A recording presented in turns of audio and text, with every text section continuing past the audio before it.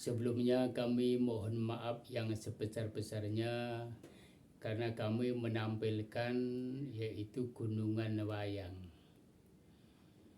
Kami tidak ada tujuan apa-apa, tidak punya maksud apa-apa, hanya ingin tujuan kami itu hanya ingin melestarikan budaya-budaya Jawa. Jangan sampai ditafsiri yang bukan-bukan. Karena saya ini seorang seniman, seorang pelukis. Jadi hobi saya itu melukis. Maka kalau sama itu wayang atau gambar-gambar yang lain itu sangat suka sekali. Karena saya punya keyakinan hidup ini kalau bisa memegang 3 perkara ini, maka hidupnya akan merasakan kebahagiaan, hidupnya akan merasakan kedamaian. 1, hidup dengan seni akan menjadi indah. Orang itu kalau punya jiwa seni itu pandai untuk mengatur ruangan, mengatur taman-taman gitu. Kalau punya jiwa seni, maka hidup dengan seni akan menjadi indah. Yang kedua, hidup dengan ilmu akan menjadi mudah. Jadi segala urusan akan mudah ditangani karena mempunyai kuncinya, mempunyai ilmunya itu. Yang ketiga, hidup dengan agama akan menjadi terarah. Dalam arti terarah itu ibaratnya kita naik sepeda itu ada rimnya gitu. Jadi enggak los gitu. Jadi ada rimnya. Orang itu kalau bisa memegang 3 perkara ini, saya yakin hidupnya akan bisa merasakan kedamaian, hidupnya akan bisa merasakan kebahagiaan. Itu keyakinan saya. Karena hidup ini kalau mempunyai yaitu jiwa seni, insya Allah orangnya itu mempunyai hati yang sabar. Orang itu kalau mempunyai jiwa seni, kalau orang pelukis itu pasti dia mempunyai hati yang sabar. Kalau tidak mempunyai hati yang sabar, tidak akan bisa melukis. Karena melukis itu membutuhkan kesabaran, membutuhkan hati yang jernih, membutuhkan jiwa yang yaitu yang sabar. Kalau nggak sabar nggak akan bisa melukis itu. Hidup di dunia ini sebenarnya gimana ya? Kalau kita amati, hidup ini kalau ingin merasakan kebahagiaan hidup, ingin merasakan ketenangan jiwa, maka kita harus bisa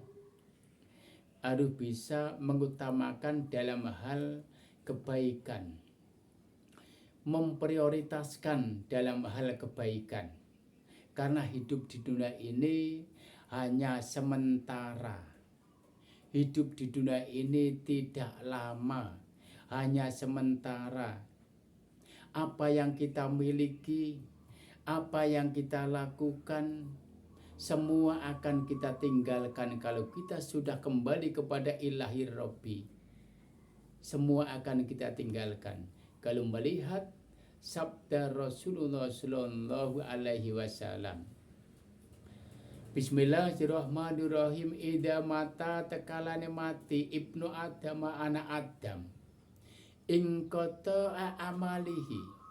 Jadi anak cucunya, keturunannya Nabi Adam dan Ibu Hawa, kalau sudah meninggal, semua yang diamalkan sudah putus semua. Semua yang dimiliki di dunia ini sudah putus semua. Seandainya mempunyai ladang yang ratusan hektar, itu pun tidak dibawa. Itu pun semua ditinggalkan. hanya menjadi haknya ahli waris. Kadang-kadang sampai terjadi cakar-cakaran. Seandainya punya sapi sampai puluhan sapi, itu pun tidak dibawa. Kadang-kadang dipotongkan sapi satu aja, kadang-kadang sampai terjadi debatan sama saudara-saudaranya.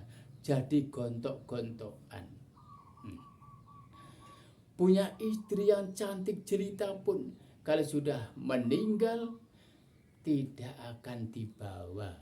Kadang-kadang istrinya yang ditinggal belum sampai 40 hari aja sudah diincar sama orang lain, ingin memiliki.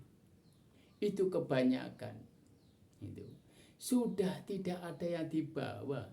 Kalau melihat sabda Rasul Bismillahirrahmanirrahim, itu yang dibawa itu kecuali illa min salasin. Hanya 3 perkara ini.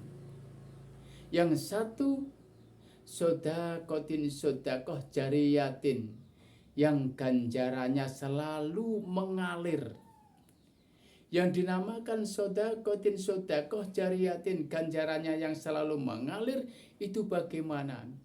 Jika seandainya punya rezeki yang longgar disisihkan untuk membantu pembangunan jalan, membantu pembangunan tempat ibadah seperti di masjid maupun di musola, membantu anak yang menuntut ilmu agama, membantu para ulama, para kiai yang menegakkan agamanya Allah, mensiarkan agama Allah. Ini yang dinamakan sodakoh jariyatin, yang ganjarannya selalu mengalir kepada kita semua. Itu. Yang kedua, awalatin, anak solikin yang soleh, yada'ula, yang bisa mendoakan kedua orang tua. Ini yang dinamakan yaitu anak soleh. Itu bagaimana? Yang dinamakan anak yang soleh, ciri-cirinya satu, rajin mengaji.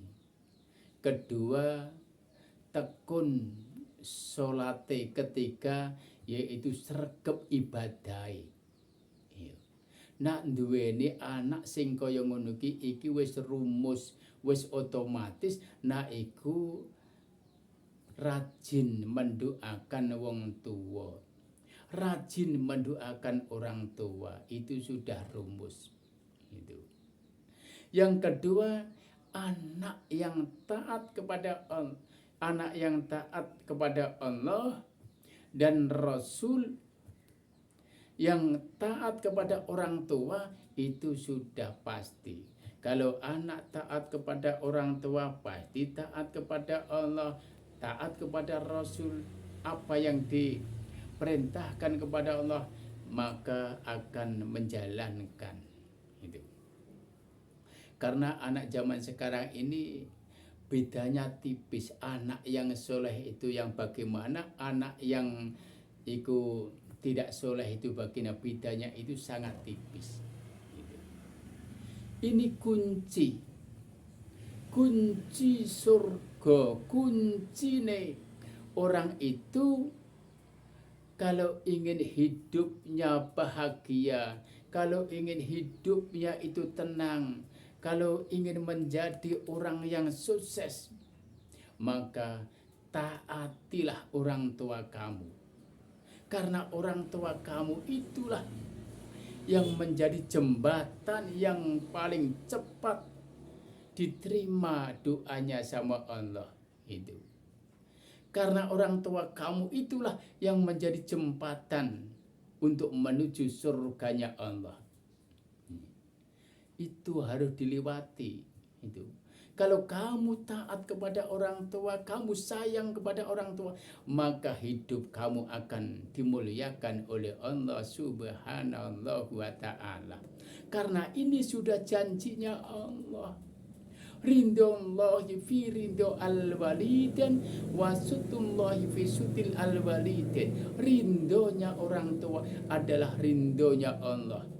Murkanya orang tua adalah murkanya Allah. Kalau kamu taat kepada orang tua, maka hidup kamu akan dimuliakan oleh Allah, akan dijadikan orang yang bisa merasakan kebahagiaan hidup yang sebenarnya. Ini janji Allah. Itu. Kadang-kadang anak zaman sekarang ini karena sudah pengaruh budaya-budaya asing, sudah pengaruh itu HP, kadang sama orang tua itu tidak mempunyai sopan santun. Kadang-kadang mau pergi aja pamitan sama jalan, Bu, budal, Pak, budal. Jadi tata krama, andap asor sama orang tua itu kadang-kadang sudah ditinggal itu. Padahal rindonya orang tua ini adalah rindonya Allah. Murkanya orang tua adalah murkanya Allah. Yaitu. Karena orang di dunia ini yang dipercaya oleh Allah tidak ada lain terkecuali orang tua yang diberi amanah sama Allah, suruh mendidik anak, suruh membina anak, suruh mengasuh anak. Ini yang dikasih adalah Allah, yaitu orang tua yang dikasih itu.